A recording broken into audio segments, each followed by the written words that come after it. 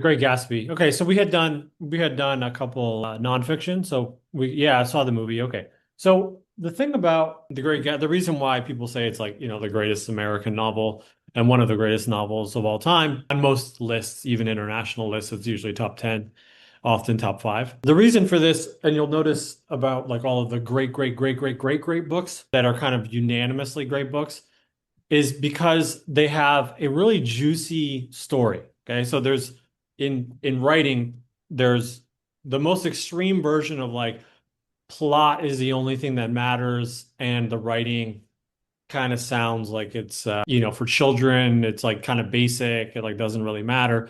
This would be something like, I don't know, like James Patterson or Janet Ivanovich or like Twilight or things like this, right? Where they're not, there's barely any, like if you type in quotes from Twilight, there's probably not gonna be anything that you're gonna want to tattoo on your arm, right? That's like super profound or is written and stylistically in a way that you can't, whereas if you type in like Hemingway or something, there's going to be a bunch of stuff that you could put on your tombstone. And kind of really juicy plotting, okay, is great for selling, for keeping readers kind of, thumbing through.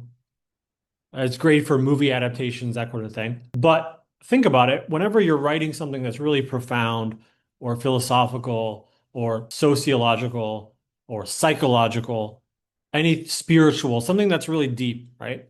And the greatest writers in terms of like word for word writing, they can take any moment and kind of go off on these little tangents.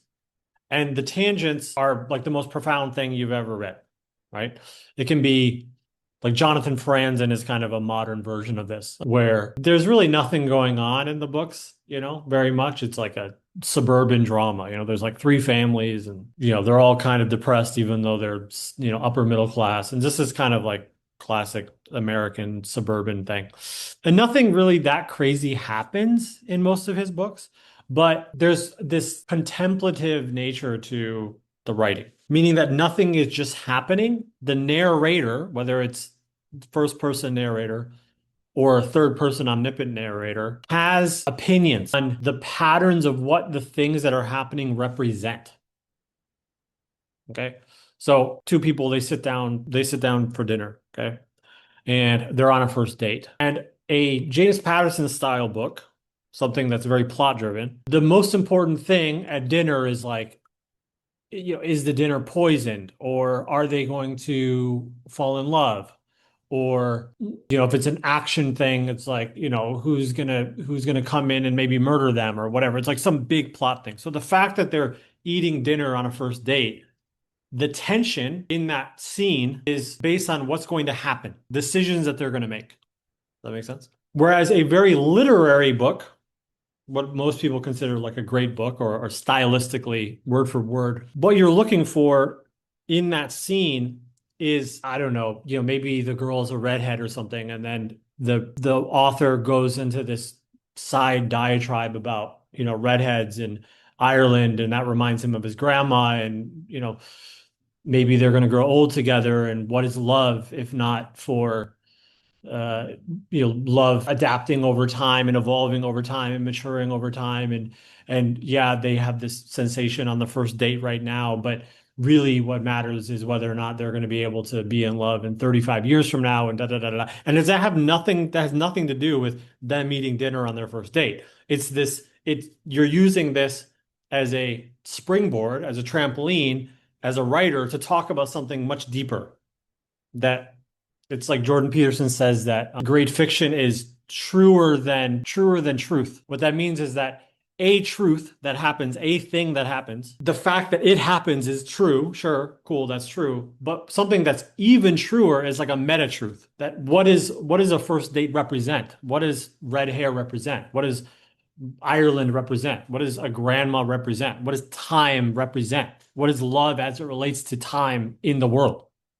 It's like what does it mean to be human and to have these deep things that happen in our life? That's like literature, okay?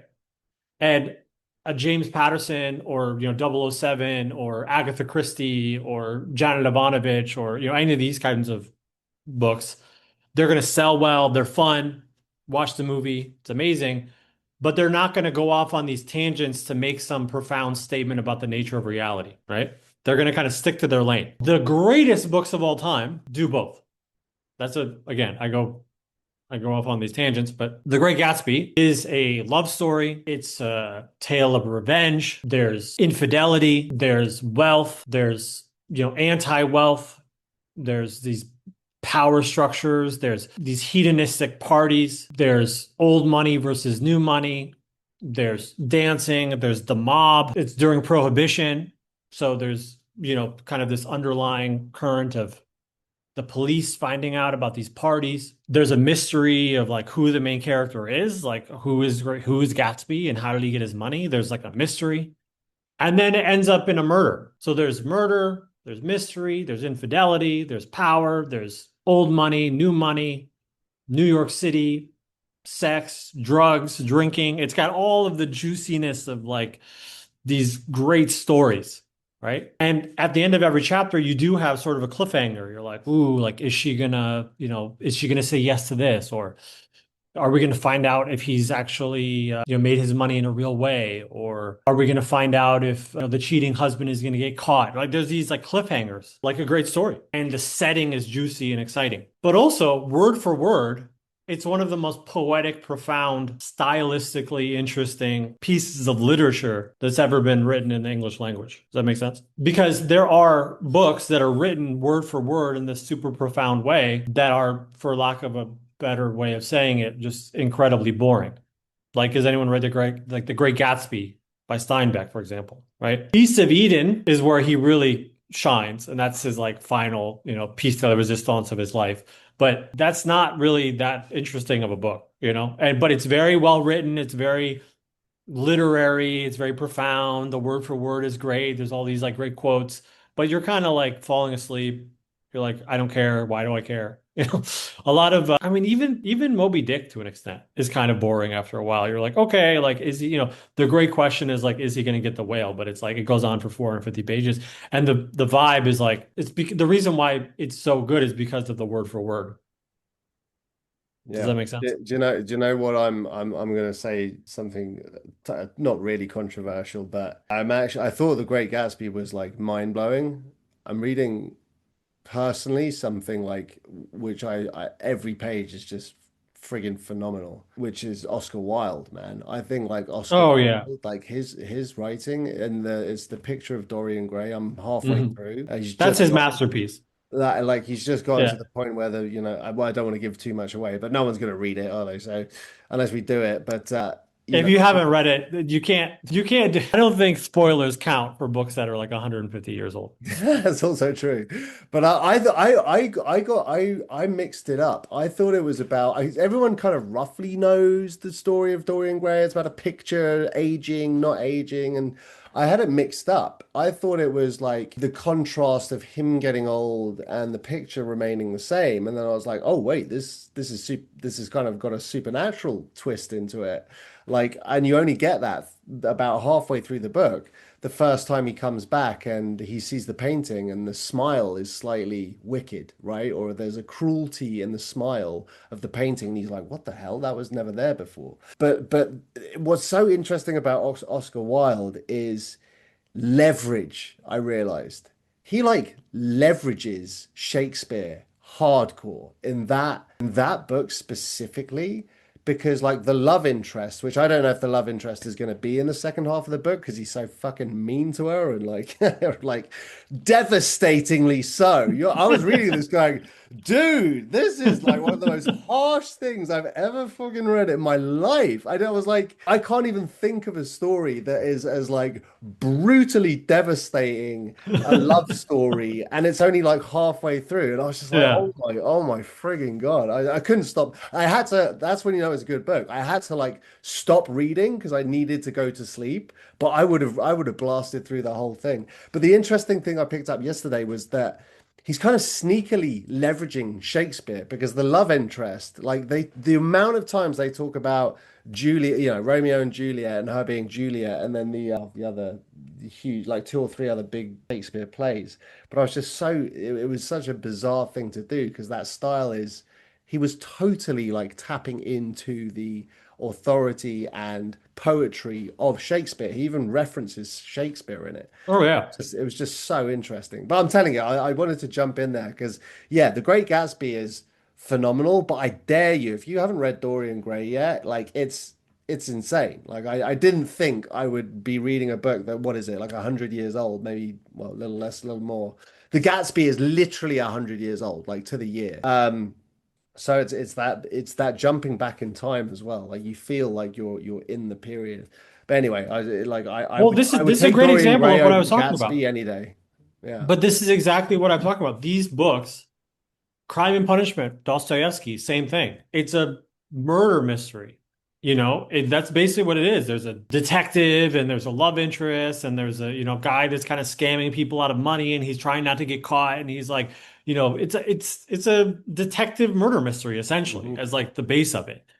But every page and a half, you're like, shit, like you want to, go contemplate the nature of the universe, every page and a half, because there's something that said that you're like, holy shit. And, Oscar Wilde is that way, but in this like crazy witty, like the way that he just, it's Yeah. like pithy, like in such short amount of time, he just kind of, Yeah. Yeah. he can, It's weird. he's It's so weird. devastating. You see the flavor of each of these writers, and like I could Yeah. already tell, like I think I'm an Oscar Wilde guy. Yeah. Yeah. just Yeah. Yeah. just from reading half of that book because the Yeah. way, like the language, the way he uses it, the story, it's like the Great Gatsby was a great introduction to, and that's Scott Fitzgerald, right? Yeah. Yeah. And I was like, I loved it, but I'm like, oh dude, Oscar Wilde to me is Well, here's what I'll say this. I think that this is very advanced, but the narrator, I think, in The Great Gatsby is stronger, but the characters and their Mm, dialogue in Dorian Gray is better. Does that make yeah, sense? for sure. Like, Yeah, right? It's like I don't know, like in a painting or something, you're like, oh, the colors are better in this one. I like the contrast of the colors, but the actual images are better in that. Like that's kind of the way I think about it. I think that the narrator in Gatsby is more interesting, but dialogue, like no one beats Oscar Wilde in dialogue. Like dialogue is just, I mean, maybe what's her name? Jane Austen. yeah. That's another like if you like Oscar Wilde, you'll like Jane Austen. Jane Yeah, no, I'm, Austen I'm is I'm about to crack into Virginia Woolf as well. yeah, yeah, Yeah. Virginia Woolf is a little bit more Gatsby-esque, but like also a little surreal. Like I feel like she's kind of like almost like Kafka. Yeah, Like well that's what, isn't this the lighthouse about, like time yeah, again, it's like this weird yeah, mystical, yeah. It's like it's about surrealist time, kind of yeah, yeah, surreal, getting to the yeah, lighthouse and the metaphors that come along with yeah, it. Yeah, yeah, I'm yeah, looking yeah, forward yeah. to that. And Yeah. then Anyways, these are this all one good. apparently is the one of the best of all time, which my Oh wife yeah, told me. that one is Crime and crazy. Punishment. That Yeah. one's crazy. I mean, all of the ones you're reading are just you just went to like four of the top 20 books that have ever been written in like Yeah, the no. English. Yeah, it's just crazy. I read the first page of this. I put it down right away. I was like, I'm Yeah, not ready. I told You you. know what? I told I need you. to be completely like blocked off from the world because I read the first page and I was like, oh fuck. No, I honestly, it might be like that. Just don't have any shame, man. No shame. Yeah. No shame. The put it down for 3 years and come back when you're retired. Like it's a different Yeah, beat. yeah, It's not. this is the I went hard and bought the complete works of Nietzsche and I read the first few days and I was like, okay, this is not a casual read. No, no. And if you really want to like actually experience it, I mean, there's people that get their PhDs on like one of those papers. Yeah, yeah, it's You know what I insane. mean? Like just to give you a concept of like, how intense he is. But Because you can read it, you can read it and understand it and be like the surface level, okay, whatever the friggin' first one. Thus spoke Thustra. yeah. Thustra, like the first one. Yeah. And you read it and you're like, okay, I get the basic story here. Yeah. But then you're like, oh right, there are actually 7 layers with every Yeah. Yeah. sentence that he's saying. And when you start thinking that way, like if you just read it, it's a boring story. But when you Yeah. start like trying to dig down all of the different levels, you're like, holy shit, yeah, it's insane. Yeah. Yeah. Really intense. Okay. So, anyways, the lesson today is that, if you want to write one of the greatest books that have ever been written in the history of the world, which should be anyone's goal, I guess, the they all have a combination of a very unique style. Word for word, they have things that you want to tattoo on your arm, like every other page. And they're juicy, great stories. It's not one or the other, like there's like I'll give you an example. One of my favorite like modern American writers, his name is David Foster Wallace. Okay. I doubt he's going to be remembered in 500 years. He's great, but he's almost like too weird. Like the word for word, probably, no writer of the 20th century was as able, you know? But then you have basically no real story that you can, sink your teeth into, right? It's like almost too abstract. And then you have writers that you can't put it down, like McFadden, like what's the movie that just came out? I actually read the book. It's like where the girl is trapped in the attic. It just got turned into a movie like this week with that blonde girl who's super controversial. What's her name, Jessica? Jennifer Lawrence or something? No, she got in trouble for the jeans. Sydney Sydney Sweeney. Sweeney, yeah. So yeah, Sydney Sweeney's new movie, like that, it's based on a book by what is something McFadden. Anyways, she's like just crushing right now, crushing, and her books are great, but there's not probably one sentence that's profound in the book, right? So it's fun, page turner, nice little mysteries. She sells a lot. It's all good, but it's not really, nothing important. She's not saying anything about society, about life, about philosophy. And the greatest books kind of combine the two.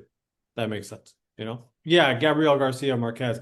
I mean, he's like kind of almost like fabulistic, if you will. That's a whole different style, where it's like there's almost like magical realism, kind of like similar to the Alchemist, where it's like simple, beautiful, can be profound at times, but a little bit kind of like airy, like not, in the world. That makes sense. I read that a long Yeah. time.